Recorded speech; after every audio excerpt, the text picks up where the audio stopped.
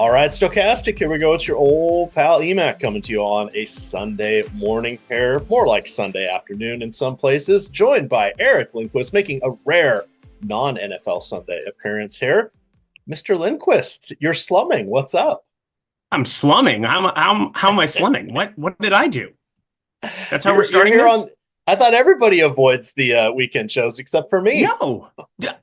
EMac, I did Sunday shows for 2 years consecutively. NBA, MLB, every Sunday for 2 years. And again, I've been now at the company for, is it 4 years now? I think it's 4 years that I've been at the company. And yeah, I would say Sunday. This is the first year that I have not really done like routine Sunday shows for NBA. I mean, I did them for NBA playoffs. I did the beginning of MLB season with you, my friend, and then it was just one of those things where I guess they want me to work less. So I'm okay with some of that part, but I get to miss out on you. That's the not fun part because we need Team Eric. It does. Team Eric has not had many chances to spread its wings. I got to do a show with Lofty yesterday. I do about one a year now with Dave Lochran. You guys know him best as Lofty_D on Twitter there, but it had been a minute since I did a show with him. So it's kind of fun. Yeah, it's good stuff. I mean, anytime you get to hang out with the ancestor, the chosen one, the mummy himself, Eric McPherson, you got to do it. I like that that promo code, which you acted too late. Promo code grandfather is now over. But I like how they aged everybody, and I just got better looking, and you guys all got old and angry. That was awesome. Yeah, well, it was my idea. No offense. Like I love you so much, but I was like, it would be pretty fantastic if we just did promo code grandfather and made everybody old except for EMac. And yeah, pretty sure it crushed. It was great. I thought it was hilarious. So it was great. I again, it would be one of those things if I didn't know you as well as I know you. I'd have questions. Oh, is he going to be okay with it? I didn't even ask you. I just did it. Yeah, good times. Good times. All righty. Well, let's we've collected enough people here. If you guys are over there on YouTube, do hit that like button. It helps us out. If you're in playback, hello. Howdy. How you doing? We've got a little bit of weather today in New York, but it looks like they're going to get the game in, or at least most of Garrett Cole's pitching. As long as that doesn't do a late start, I think it'll be safe for him. That was a question about 7 when I was writing my article. It was hard to tell, but it looks like as we've moved from the forecast into actual radar, it looks like it'll be okay. As always, keep tabs with your favorite DFS weatherman out there, but we got another hour and it looks okay. There was always a chance of summer showers in Atlanta, but that looks like that should be a non-issue today. So I think the rest of the board looks pretty good. We've got some fun pitching options here. We've got some crazy pricing across the 3 sites. Yes, 3.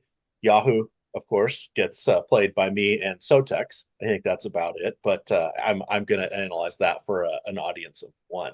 But Mr. Lindquist, why don't you talk about the greatest pitcher in the history of baseball who is taking on the Arizona Diamondbacks today? Well, he's not bad. Paul Skeens is quite good at the throwing of the baseballs, and there's a reason he's going to be 50% owned. I'm playing 3 max in single entry today. I'm probably going to be staying away from the rivers and the streets that you're used to in the 150 max. Everything filled up really early this morning out on the West Coast. So partially was like, hey, I don't know what I'm going to play. I want to look at the board, and then everything was already filled. So it is what it is. But I'm going to be playing a lot of those 3 max dealios, and Paul Skeens is probably going to be in at least 2 of 3, maybe 3 of 3. Depends on how it all pans out here and how ownership changes. But like, he should be the most popular play on the slate. Like, there's just no ifs, ands, or buts about it.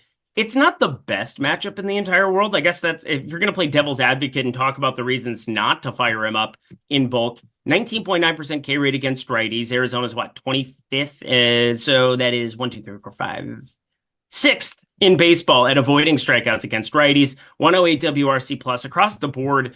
There are a number of hitters that can make you pay $50 every day. Jock Peterson hits the ball far, strikes out a little bit. Eugenio Suarez hits the ball far, but strikes out quite a bit. Other than that, nobody over a 20% strikeout rate in the entire lineup. So 7 of the 9. That's the reason to get away. But the reasons to play him is that it's Paul Skeens with, he's striking out a third of the batters he faces, 33.3% K rate. He is just outrageous. And you get kind of a weird Pirates lineup, again, IKF is so weird to see in this lineup every time. Ji Hwan Bae is in this lineup, who strikes out a lot for the Pittsburgh Pirates here. Ryan Nelson's been pitching better here on the other side. So in terms of just like talking about the win for Paul Skeens, for FanDuel purposes, for people playing other sites, I think that there's reasons to maybe be skeptical of it. But Paul Skeens is just so head and shoulders above the rest of baseball right now. It's not even funny. Yeah, the Arizona Diamondbacks, a lot of times people will forget they were in the World Series last year. They have their offense has improved after the first part of the season here. They are 10-14 since the All-Star break, so they've won 70% of their games. They've scored 5 or more runs 9 times. But again, they're going against the greatest pitcher in baseball since Sid Finch. Do you remember Sid Finch? I do. Too young? You got no, that. I got you. Right. That was a good one. That was always fun. Yeah. Number 2 on the list, I'm going to vote Max Fried. Do you have a counter to that one? Do I have a counter to Max Fried? Yeah, I have Garrett more Cole? Spencer. I have. Oh, we're talking the expensive guys only. Yeah. Spendy guys. Okay. No, Corbin Burns, I have a little bit of going up against Cleveland. It's freaky talent thing. Max Fried, I get it because it's the matchup Miami. Why is Miami actually just like ruining every slate with like these 2-run home runs in the early portions of the games? It hasn't resulted in wins, but like Miami's just tilting. Like this has been a tilting lineup. Jonah Bride in there.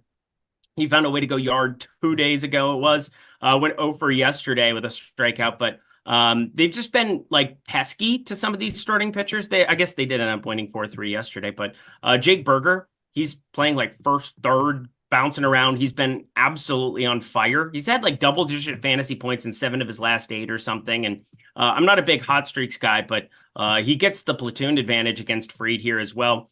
It's probably going to end up being Corbin Burns when it's all said and done, purely because I like the talent a little bit more here. But I'm not going to probably be playing Max Fried, Evaldi at all in my 3 lineups. If I were playing 150, I'm sure I'd have trace amounts of it. I'm going to build out 150 here just in case, and I'll take my top 1 or 2 and put those into some 3 max here as well. But I feel as though Corbin Burns is the guy that I'll probably play in one of 3 lineups. All right. For me, it's 0 issues with that. I'm just going to lean towards Max Fried. Since the All-Star break, the Marlins have scored 4 or less runs in 8 of their 15 games. They have struck out, let's see, the lineup that's in there now since the beginning of last year. Now, a lot of these guys don't have a ton of sample size against lefties, but they strike out at just shy of 24%, and their power is almost non-existent outside of Berger.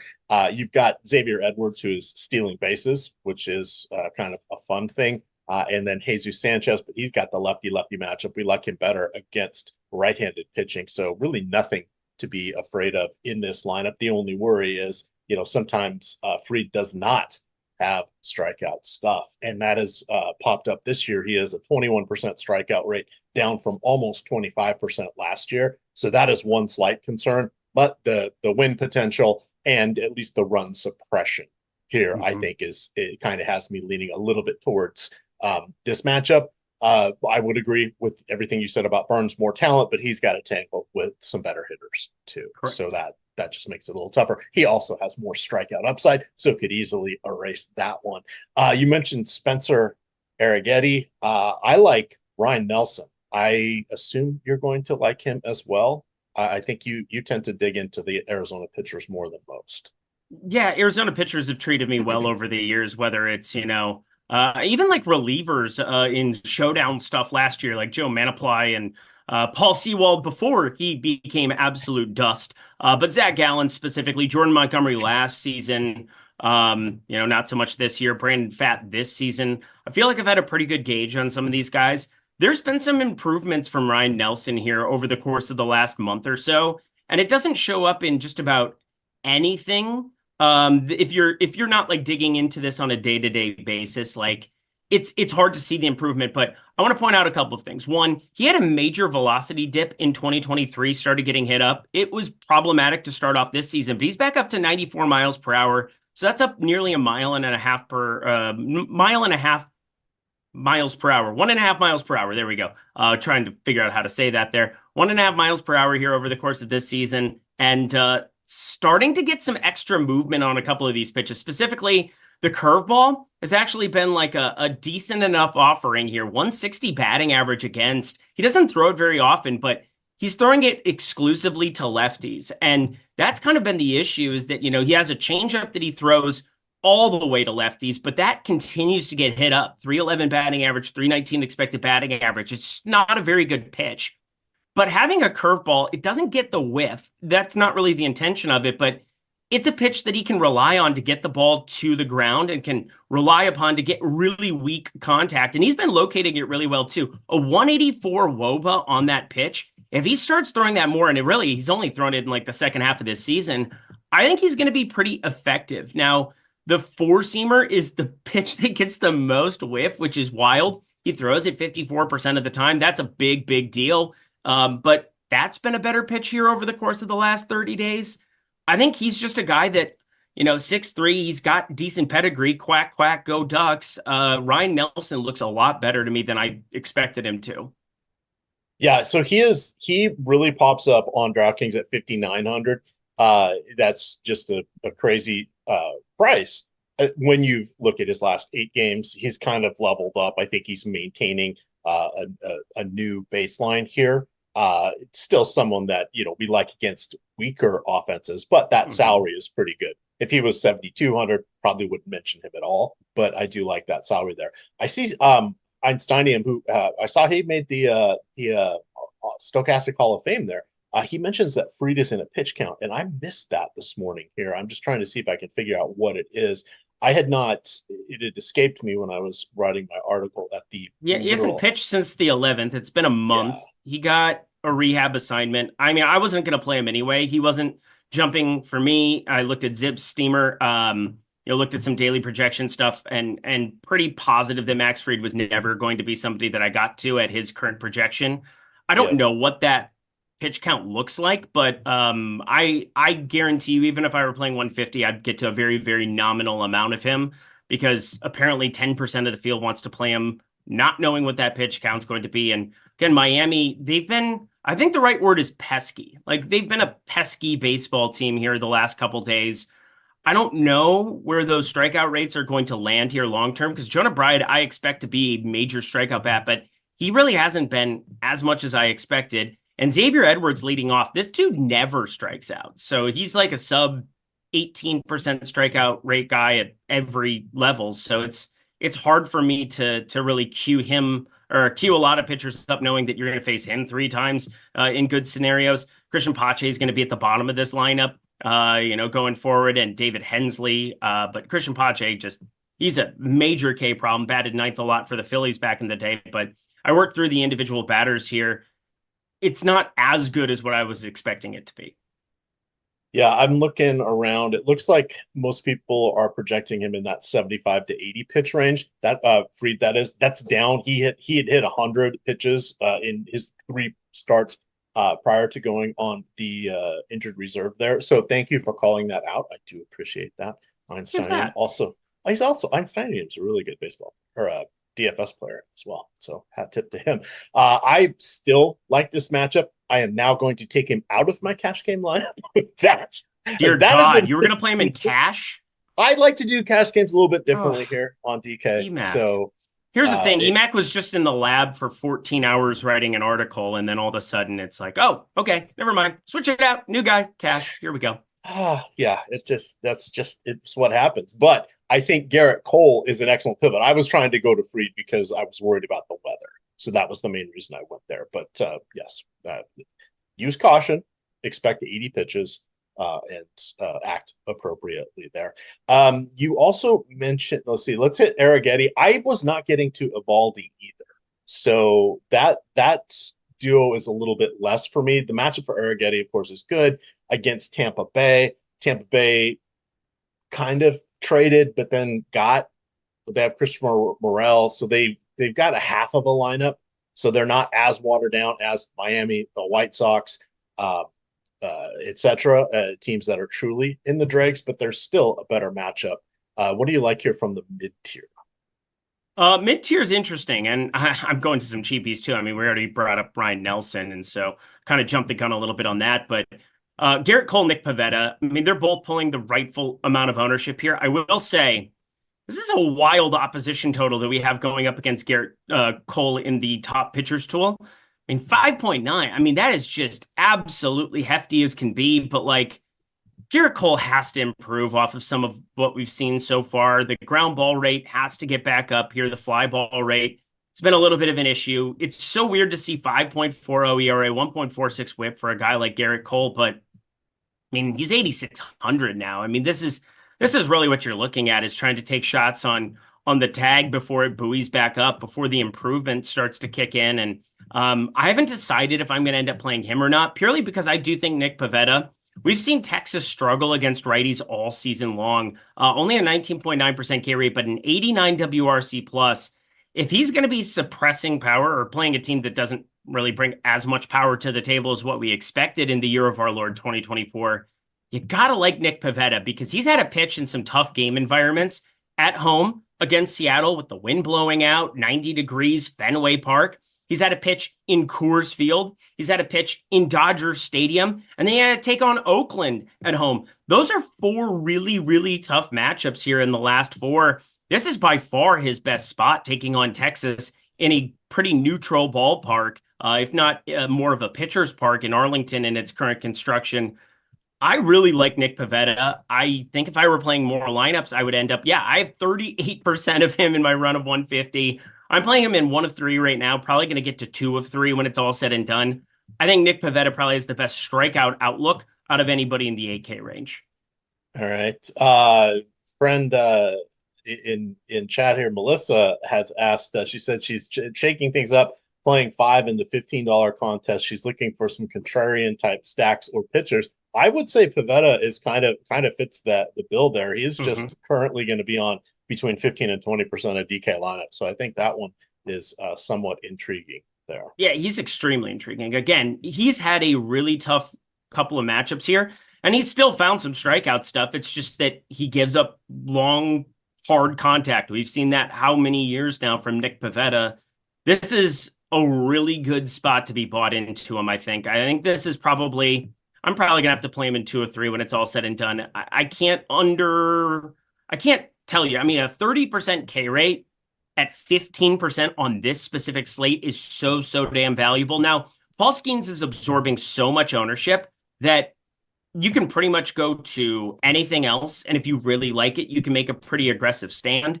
But it's hard to run into somebody who has about the same strikeout rate as Paul Skeens, and then I would say has a better matchup straight up. Now, Paul Skeens pitches in the better ballpark, but Texas, they've just been abysmal against righties. It's just happened over and over and over again. And it's not that Arizona strikes out markedly more or anything. They're sub 20% themselves against righties. And this current lineup, I've got actually a little bit lower than that. So it's going to be, for me, getting to a lot of both of them despite their matchups.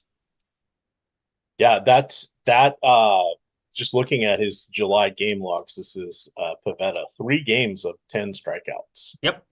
44, and I've now closed the page. I think it was 44. And again, really innings. Tough matchups against teams that have a lot better WRC pluses than Texas does against righties. Yeah, so that makes it rather interesting. See, nice, Kevin. When I said it, I knew somebody was going to say it. I'm glad that it was you that, of course, more long, hard contact talk. Yeah, you're welcome. I mean, what else do you want me to call it? Lucid, shriveled, soft contact. Is that what we're looking for? What do you want me to say? Limp. Yes, limp contact. Can we start? I don't know. I've never thought about that before. Limp contact. These are the things that we concoct on Live Before Locks. Team Eric back in effect. Did you just say concoct? I can't believe you did that. Concoct.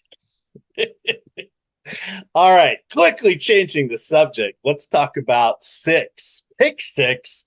That would be the DraftKings new game format there. I will hand this baton over to you, but I'll tell you what, use promo code Lindy to get yourself a little deal here. What do you got for us on pick 6 today, Eric? Oh my God, my friends, my dear friends. We have Max Kepler, Trevor Larnach, Byron Buxton, and Royce Lewis all sitting there with like ridiculous numbers. Let's start with the first 2, my priority plays. Max Kepler, Trevor Larnach, 1.5 hits plus runs plus RBIs. Correlating your cards on pick 6 in bigger than two, whenever you have two or more or more than two plays on a specific card, you're looking at just straight up correlating. Now, they've clamped down on the correlation that you would normally have between the pitcher that you could then include in that stack and be the contrarian piece. They don't allow you to just say, oh, I'm going to take the pitcher and short him here. But Chris Flexen is absolutely as bad as they come. It's going to be great hitting weather yet again here in Minnesota. And I look at those two. They were like my first two clicks. Larnach batting second, Max Kepler batting fifth. I don't think we're going to get the Manuel Margot pinch hit the same way that we got the Max Kepler pitch hit for Margot. You look at the bullpen here for Chicago. I doubt there's going to be many lefties showing up here for us, but Larnach and Kepler lefties here going up against them. Really, really like the opportunity that you get getting to those Minnesota Twins. You also have Royce Lewis and Byron Buxton at 7.5 fantasy points. Again, I like including those into the mix. And then Matt Wallner at 0.5 hits. I just keep rotating a lot of these guys together in 6-pick cards. So like Larnach, Kepler, Lewis, Buxton, just having all of these additions, Matt Wallner just to get the 0.5 hits. I see a Chicago White Sox bullpen behind Chris Flexen too that I expect to be the worst. They got rid of Michael Kopech. Not that Kopech has been Michael Kopech of old, the reliever of old here, but got traded to the Dodgers. They're just so thin. They're bringing up guys from obscurity from AAA who have 5 ERAs to be in their pen now. They don't care about winning baseball games, so play the Twins. They do. All right. Anything else on pitching, or shall we flip over to stacks? I guess just to kind of intertwine the pick six ideal and then what we're looking at for the pitching board today. I mean, you should always be using the prop market to help inform some of your pitching. And that's where you go to pick six and you see Spencer Arrighetti with 6.5 strikeouts thrown. That's pretty hard to like overlook Spencer Arrighetti. When I said I'm playing Paul Skeens in 2 of 3, the whole purpose is that I do want to try to have like an Arrighetti Pivetta lineup where I save a lot of salary. I think both of them have phenomenal strikeout matchup. Well, not Pivetta. The matchup itself against Texas is good against righties, but I think Spencer Arrighetti against Tampa Bay, I mean, we've seen some ridiculous strikeout numbers in this series with Yusei Kikuchi. I mean, I couldn't believe that one. Took shorted 7.5 and got only pain and suffering for it. But Spencer Arrighetti, despite his faults, which the walk rate is problematic, the hard hit can be problematic. It's usually hard and high contact, not the lucid contact that you're looking for, the limp contact that you're looking for. But here's a 25% strikeout rate. This is a Tampa Bay team that going forward, I think we're going to be targeting 4 strikeouts specifically based on what we've seen out of this series. And so Spencer Arrighetti, 6.5. I wouldn't exactly be firing that up over on pick 6, but just kind of using that to inform our decision-making for DFS. He's a really good strikeout option today. All right. I see Dub K in chat is saying, is Woods Richardson dusty? He's 23. I literally have shoes that are older than him. Yeah. I saw a lot of people wanted me to talk about him. He falls into the bucket of Minnesota Twins pitchers that I just don't like. The barrel percentage, a little bit too high, 9.2%. 3.96 expected ERA. I will say he's outperformed a lot of his underlying metrics. And, you know, as a fan, that's good. He's gone up from, 90.5 fastball velocity last season to 93.2. That's the whole reason that he got called up into service as a starter here in these spots. And the sliders lost a little bit of its steam, a little bit of the vertical movement on the fastball has gone away. But overall, I think this slider is a really good pitch for him. And the matchup is obviously really, really good. I get a little bit worried because I see 4.5 the prevailing number for him across the industry. That gets me away from wanting to fire him up as opposed to some mid-range options where, again, Pivetta, 6.5, 7.5. We just talked about Arrighetti, 6.5. I mean, these are markedly higher strikeout numbers. And the White Sox are abysmal, don't get me wrong, but like it's still good hitting weather up there in Minnesota, Target Field today. I'm not in love with getting to him here. I think if I were playing 150, I'd probably be around the field, but he will not be making the cut in one of my 3 lineups. All right. I see Stephen Lidwick says saddleback shoes. No, I got a classic pair of wingtips. It was actually like my first real job shoes that I got forever ago. I don't have the heart to throw them out. It's a classic pair. And so I keep them polished, and back when we'd actually go to work, I would wear them about Well, isn't it so nice to see how things have changed since the sandals days when, you were walking along with the 12 disciples. And I mean, it's got to feel so much better having soles on your shoes. It does, but now I'm back to the sandals days because I'm in Florida working remote. So Oh, pants are a thing of the past, baby. And shorts are optional. So, but anyway, we'll talk about that later. That'll be on. Let's not talk about that later. Let's just go right by on next topic, please. Next topic of his $15,400,000 in career earnings. How much did Chris Flexen make after he went to the KBO? After he washed out from the Mets. $800,000. He made 400 and change prior to going to the KBO. He has made 15 million since his KBO season. Oh, 15 million since Talk the KBO about betting on yourself, right? So he's made 95% of his career earnings since. You know who isn't very happy about that? The Chicago White Sox. Yeah. Good times. Is there anybody you don't want to play for Minnesota? And then chat was asking who is the more pinch hit risk, Larnack or Wall? So Wallner has more pinch hit risk. They're both at risk, but let me double check this here because I was going through the White Sox bullpen yesterday, and I took less on 1.5 hits plus runs plus RBIs for Manuel Margot. He only had 2 at bats, and then Max Kepler pinch hit home runs, so that was fun. I also bet every lefty in that lineup to hit a home run, and nobody from the left side did it, so that was painful. Except for Max Kepler, who pinch hit again, so that was bad. Where did the White Sox go? Because they did not have like any lefties that were going to be available yesterday. I'm trying to see if they are going to have lefties available today, because Brevia, he is technically their quote-unquote closer now, and he had 30 pitches yesterday and looked like shit and got lit up. Touki Toussaint got completely obliterated, as you would expect. The lefties, Jared Schuster and Sammy Peralta got called up, and he's made some like long reliever appearances. I think he would have to eat some innings. So there's potentially pinch hit risk there, but if it gets so bad, I think the Twins will just roll it out there. Schuster's the only lefty I think that's in the pen that is really available in like a short stint, close competitive game situation. So it's pretty slim pinch hit risk, but Matt Wallner, I would say, has a little bit more than Trevor Larnach for sure. All righty. Let's go circle back here. I think the Atlanta looks pretty good against Cabrera. Cabrera has some challenges when it comes to walks. His career walk rate is, it's in front of me. It's ungodly. It's somewhere around career walk rate of 5.4 per 9 innings. For his career, He walked somebody every other inning. That's not good. He missed 2 months earlier this year with the sore shoulder. That's been something that's been an issue for the last couple seasons with him. Since he returned, he has 22 innings, allowing 16 runs, 12 walks, 22 strikeouts. So he is still getting some strikeouts, but just the control is a problem.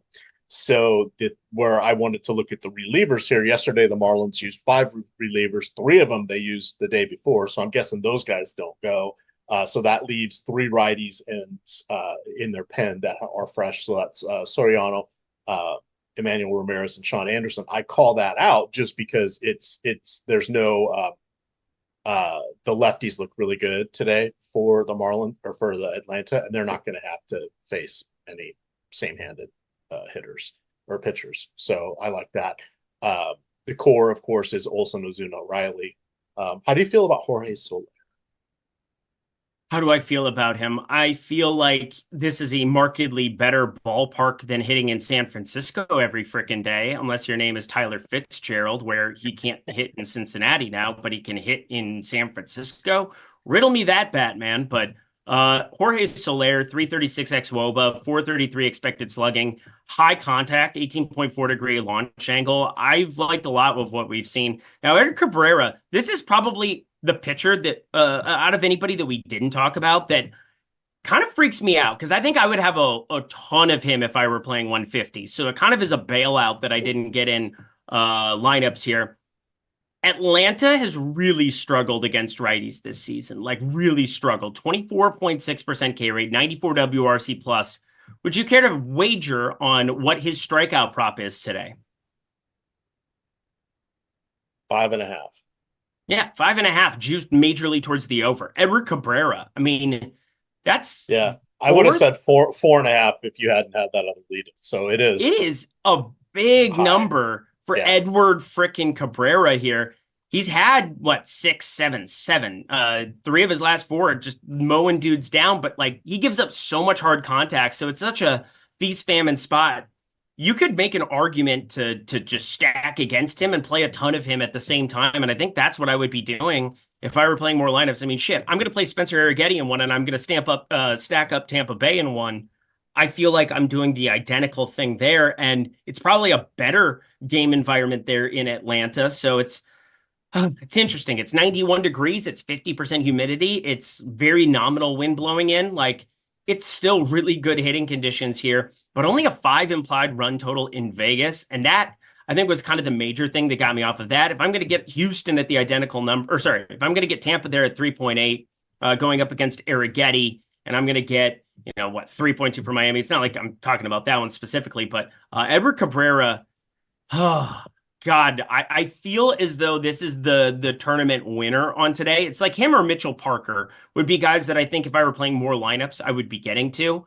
But let me just tell you, it is not for the faint of heart. I am terrified of going there for Cabrera. Mitchell Parker, God, he's had some moments. It's one of those up and down He's young things here. and he's figuring it out. It's same thing. Simeon Woods Richardson. Lefty development, yeah. Yeah, I try to get in the habit, like, of not saying that I know everything, because I don't. And, one of the things I wish more fantasy analysts, or I wish more betting analysts would say, is that I don't know. Like Mitchell Parker, it's really hard to have an opinion about him. He's 24 years old. He throws a 4-seamer curveball split finger, and every pitch is like its own planet. Like, I don't know how to look at anything other than the split finger, because like I think that's the best pitch that he has by far. It gets the most whiff. It has the lowest expected batting average against, or sorry, lowest actual batting average against by a lot. But the curveball's pretty good. The 4-seamer just freaks me out. Most 4-seamers do get hit up because you got to locate, you got to do whatever. People throw it 50% of the time, and he definitely doesn't have the velocity to mow dudes down 93 miles per hour. But I think this is like a matchup like Milwaukee and these kind of spots. These are the kind of spots I think I would want to take more shots on, like a 2-3% type pitcher to pair with Paul Skeens to maybe get different in that regard. I don't know. It feels a little bit unnecessary today. I think Edward Cabrera is actually the markedly better play between the two. Spencer Arrighetti, 7,600. I would much rather be playing against Tampa Bay here. Nick Pivetta as well. But all of these guys have risk. And so sometimes it's just better to go to the cheap guy and hope that, this is the day Mitchell Parker avoids some of the long ball. That makes sense. Here's someone that smaller sample size, but walks at a higher rate than Cabrera. That would be Yariel Rodriguez going against New York, which looks like it's pushing a 6 implied team total here.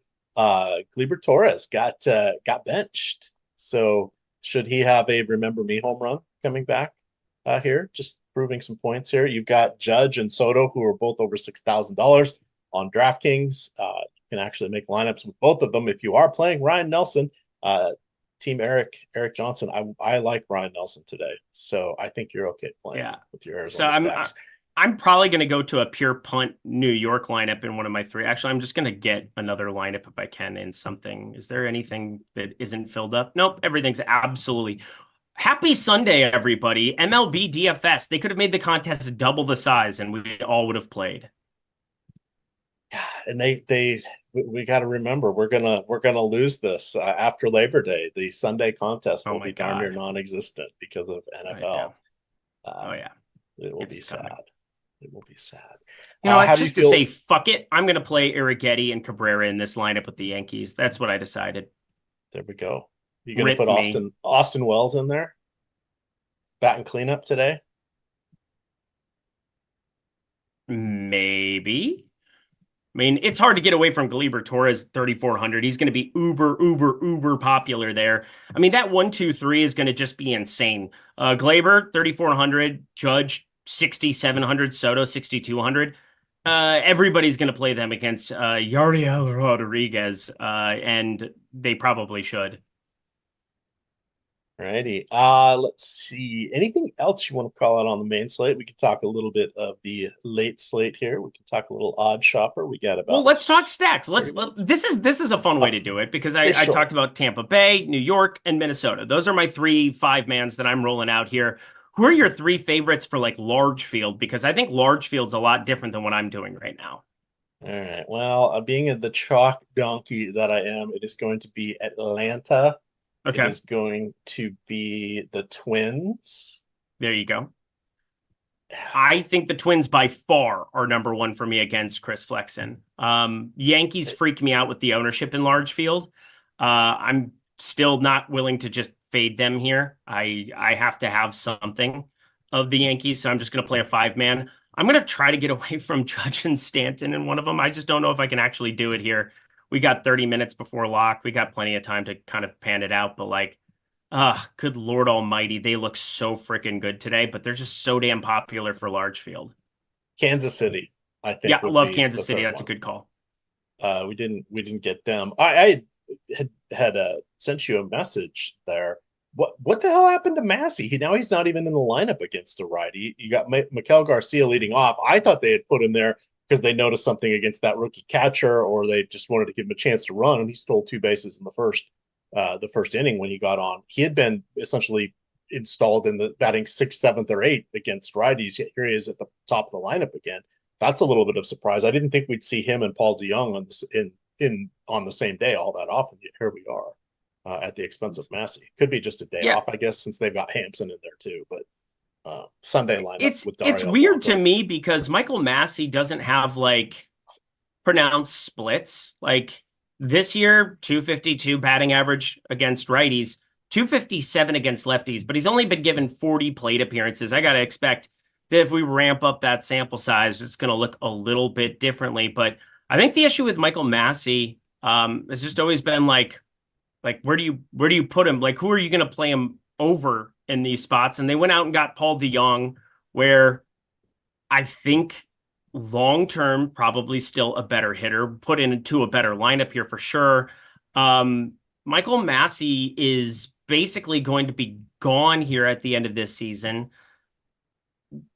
I don't know what to make of it. He has a 457 slugging, 253 average is the best of his 3 years here. But they couldn't come to any kind of a negotiation for him. He's going to be, he's going to be gone at the end of this year, 2024. So maybe it's something where they're just kind of like, we've got our dudes. Maybe he's the worst teammate ever. He only has a 96 WRC plus on the entire season. So like, it's not like they're missing out on this immense amount of talent and this immense bat or anything. But I do agree with you where it's at least strange that they're not giving him any run here. And Maikel Garcia goes from a guy that they were demoting to batting 8th to now Garrett Hampson is batting 8th here, who's just like, we've seen him all over the place, no power whatsoever, but has the speed, decent enough fielder. And Maikel Garcia, maybe he's just starting to hit his stride again. So it's like, all right, we demoted you. You got your confidence back. Let's party. All right. I'm going to do a little playing on my one site here. I'm going to parlay stolen bases from Bobby Witt and Maikel Garcia together. I can get it at 14-1. Right, let me double check one thing here because my buddy has a spreadsheet, a super secret spreadsheet, if you will, where he is extremely good at the stolen base market. Like I'm so I like just blindly tail sometimes, and I'm just like, holy shit, this is just absolutely insane. He said, absolutely not. No, Jake Rogers, I believe the catcher today. Is that who it is? No, who's catching?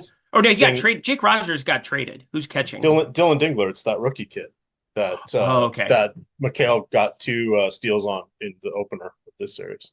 Okay, let me just take a look if at I his remember AAA correctly. profile. No, you're okay. This is good. This is good because I like the idea of it. I mean, did you see Bobby Witt, first player in Major League history, 20 home runs, 20 stolen bases in his first 3 seasons? What a freak. I did not.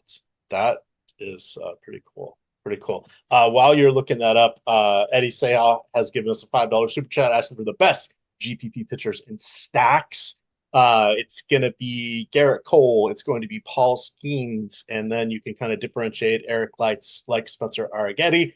He's okay with Burns. I am okay with Arrighetti. I'm backing off a little bit on Fried, but I like Ryan Nelson. For stacks, we just kind of hit those. Some combination of Atlanta.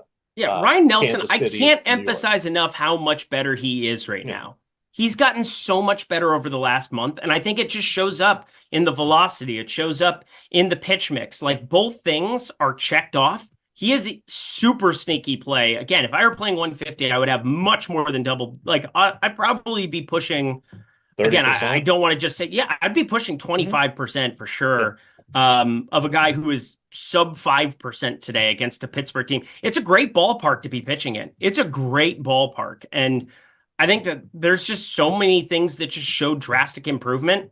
And I trust Arizona to be able to figure out the starting pitcher thing. They've just done it with so many guys who have continually given up hard hit and found ways to be effective. Again, Zach Gallen, this is like his quote unquote worst season. He still continues to be extremely effective whenever he's out there. Brandon Pfaadt, I just love what they've done.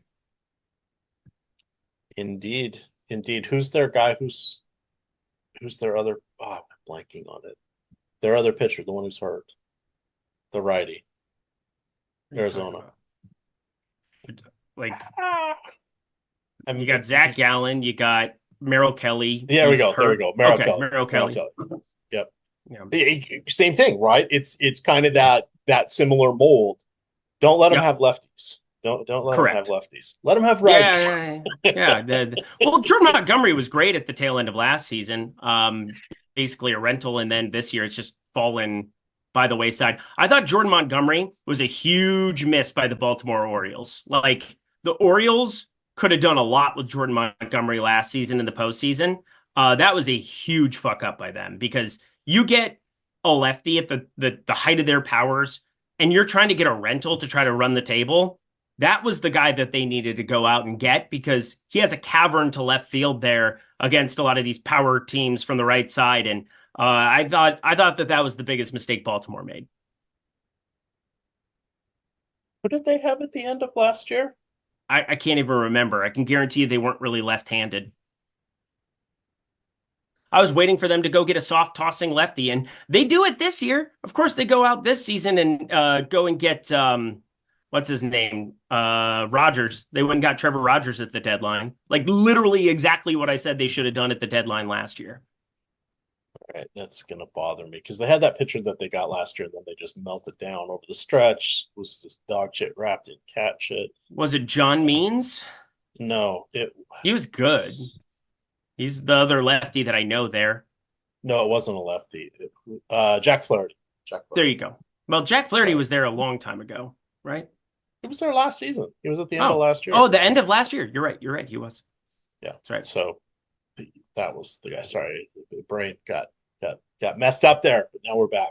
We're back. Let's hit the late slate here real quick, and then we can have producer Jacob show us how to run the lineup generator. But let me get over to my notes here, because we have the ground ball, or the knuckleball specialist, Matt Waldron is on the late. Matt Waldron is on the late slate. He's up to almost 40% knuckleballs this season, Eric, which is not too shabby.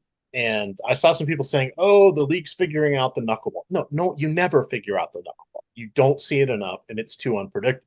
Now, his secondary offerings aren't that great. He's come into a little bit of a stretch where the knuckleball has not been knuckling quite as much. In July, he has almost a 5 ERA, but he's only allowed 1.1 base runners per inning, 5 home runs. I think 4 of them had runners on. So that's where most of the damage was done. So I like him. Zach Wheeler's your obvious guy going against Seattle. K in his name, K in the game, K happy Mariners. That one all aligns. And the pitcher we want to attack, that would be one Griffin Tomato Canning. Eric. He's I'd be here. fine with that. I think I'm going to play the afternoon slate just because I'm already out here and working, doing whatever else. I am going to play a shit ton of River Ryan. Ooh, This tell me is, about that. yeah, he's a 25-year-old kid that, he's just kind of getting himself going here at the big league level. But 3.72 xFIP, 2.76 ERA at AAA. So far, 8.82 ERA in a couple of starts, all of 2 grand starts that he's had here. But a 3.72 expected ERA, I mean, I think it's been decent enough. And then you look at some of the batted ball profile against him. He's yet to give up a home run. He's finding ways to be effective. Has a 4.90 xFIP. I'm not going to say it's all shiny, brand new, and whatever else, but I think this is a guy who, despite the fly ball rate, 52% now in the early going, he's going to be facing a team here in Oakland that's been on fire, but it's a great ballpark. And you're talking about a couple of options here on this slate, and River Ryan's going to be the same ownership as Jose Quintana. I know who Jose Quintana is, and I know that the Angels, I mean, Jose Quintana's been quote unquote better over the last month. I can't just extrapolate data on a guy that I'm talking good confidently about with Ryan Nelson and then not at least, gloss over what Jose Quintana's done over the last month, which has been exceptional. But River Ryan, I think, is going to be the guy that I really hang my hat on. Logan Gilbert, Zach Wheeler, both of them in the best pitching ballpark in baseball, both sub-4 implied totals going up against them. They're kind of the basis of what I want to be doing here, but you brought up the Matt Waldron thing. Matt Waldron pitches in, for whatever reason, a homer-friendly ballpark this year. Petco's played very, very homer-friendly for absolutely no reason. I don't understand it whatsoever. And the knuckleball, as you said, the other offerings aren't necessarily there, but the ownership is. And so for me, I love Matt Waldron. I think that he's just a very important arm for the San Diego Padres if they want to do anything, because, he can be that X factor if it's on. But when it's off, you're going to have teams like Colorado who can still show up, have enough lefty power, have enough to punish him here. I think River Ryan going to probably be my big stance that I end up taking on the afternoon slate. All right. I definitely like to see that one. Let's talk about the lineup generator. So lineup generator, always lots of fun there. We've got the ability to choose our stack types. We can go with chalky, balanced, contrarian. We can go with 5-3, 5-0, and 4-4 on DraftKings. We can go with 4-4, 4-3, and 4-2-2 on FanDuel. Let's just do all stack types here. We'll go ahead and hit DraftKings today. Let's do contrarian lineups. Let's see who pops up on the contrarian lineups. You can also lock in a pitcher. You can lock in a hitter. We're going to skip those. I'm curious to see how much Cole, Skynes, and Yankees it's going to give us here. So you can build out up to 20 lineups in your holding pen. You like it, hit save. Don't like something, hit discard. Once you get enough lineups in there, you can go look at your portfolio mix. If you go over there to the right side, you can see everybody who's in your portfolio. Wow, a lot of Simeon Woods or Richardson coming in here. That's giving us a nice contrarian look there. If you highlight a player, it'll bring the lineups up to the left and highlight them so you can expand on that, see if you like something. If you want to switch out your otherwise perfect lineup, like maybe you had the cash gain lineup that was awesome, but you needed to take out Max Fried, you could always take him out and put Watch him not Cole be right limited back now. in there. That would be hilarious. That would be that there's no funny to me. That would be so fantastic. I can't tell you how much I'm actually cheering for that, but not really because I have 0 Max Fried and never would. Yes. Not on this slate today. There's been slates I have jammed Max Fried this season. This is not one of them. Yeah, so I'm thinking I'll have about 20%, but that is the lineup generator. It uses all of the stochastic tools here, the boom bust, the sims, everything the sims is built off of goes into the lineup generator as well. It just filters out all the crappy lineups, creating only plus expected value lineups, plus EV lineups for you. If you want to build out a few, throw them in the contest so you can watch the games after dinner once you got the kids in bed and the wife is off doing something else. This is your perfect way to get in on the cheap, building out functional lineups on the quick. That is the lineup generator here.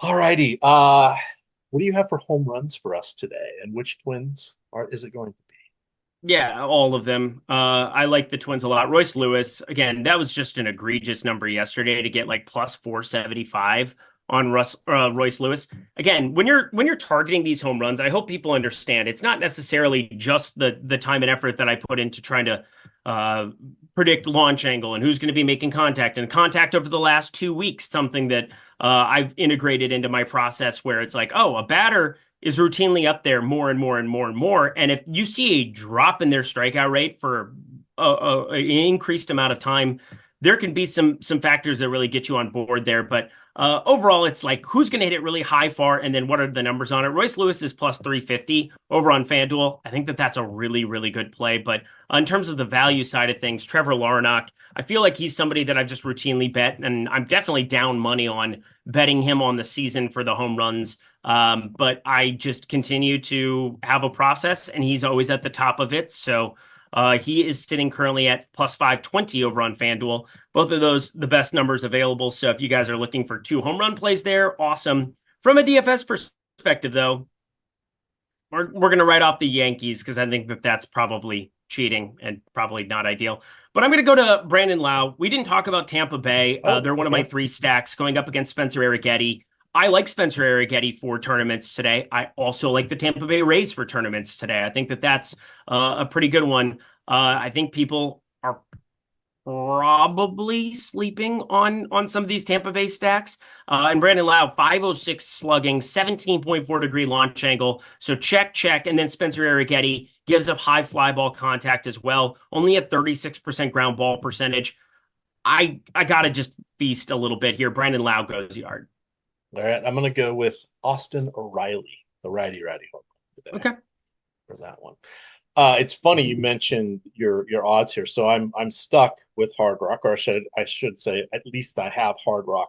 Buxton is 230 for a home run. Royce Lewis is 260. Trevor Larnach is 420. You can't bet home run props there. They're I mean, it's a monopoly. It is what it is. You need competition in order to.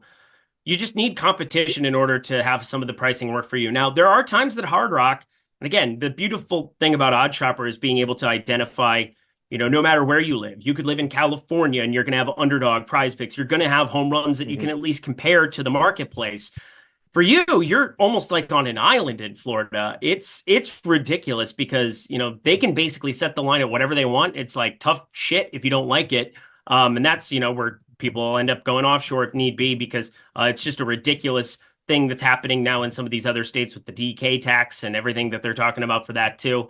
Competition breeds better numbers. That's what it comes down to. And you got to be very, very careful and very, very selective betting home runs over at Hard Rock. I will say I have it as positive EV Trevor Larnach over 1.5 total bases at Hard Rock. So if you're looking for the best play for you, plus 130 is the best number available on Trevor Larnach, and that's currently available over there. I would be betting that up to plus 126, up to plus 136. That is. Yeah, and that's a really good point. It's mostly for them. It's home runs, and you can't trust their promotional boosters. Like they'll combine 3 teams or a player to get a hit or whatever. And if you go click on the same things yourself, you're going to get between plus 30 and plus 100. By the time it gets closer, because they don't update them in real time. Right. So you have to be careful. And that's where I love OddsShopper, because again, even though I only have this sports book here, I can see how bad the wager is. It's like, well, yeah, I really wanted to do this, but it's a negative 7% ROI. Why would I ever click on that if I want to do that? Right. It's just like, okay, we'll stay away from that one. But you're right.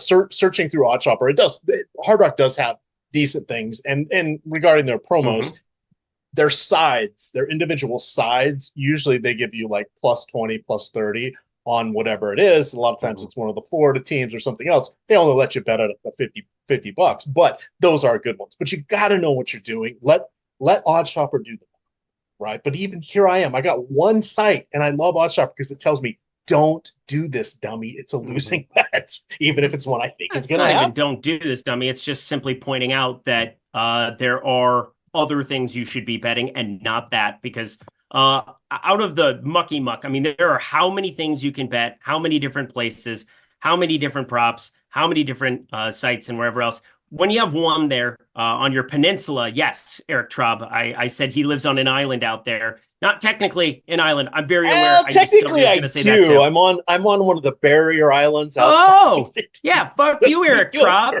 Yeah. No, in a nice way. You're fantastic. But anyway, we're looking at we're looking at a thing where you have to be very selective there with Hard Rock and being very, very smart to go about it. Do you have Underdog available to you at all? We do, which is great because my best ball drafts are in full swing there and drafters and Good. DraftKings. So I can play that champions format. They're getting more competitive in the home run market. That's what I'm going to throw out there is that everybody for the last year has had, oh, you can't play Scorchers, you can't play Scorchers. I'm starting to run some numbers on some Scorchers that are positive EV for the first time in the last month or so. Like they've shout out Underdog for really actually like trying to be competitive with some of the pricing there. I think that it's a very, very nice change to see. Right. I think that is going to get it done here for us. We got 10 minutes to go set our lineups. I need to go do that myself here. Yep. Because I got to run some crunches, and I'm on dicey internet at my friend's house right now, so I didn't want to be doing that while I was. You made it, but you did it. You did it. Survived. Now, yep, that's good. Now, don't do the sandal, get naked, whatever you were talking about. Don't do that. All right, I'll keep at least one sock on. That was my guy. There you go. You're freaky. You're a freaky guy. There we go. There we freaky deaky, if you will. But let's see, just get a little formal there. But in any event, you guys got to have Team Eric. I see that Eric Traub is in the chat. We have Eric Johnson in the chat. Team Eric recovered here for us. So it is fun. You guys keep tabs on OddsShopper. You're going to see a little bit of an unveiling, a retweaking of it going forward. There's already been some updates to it with the layout and some of the offerings, but check that out, especially as we head into college football, NFL football. It's going to be a good one. You guys can follow Eric on Twitter at Eric Lindquist. You can find me at EMac DFS. And of course, it is stochastic_COM. With that, gamers, good luck.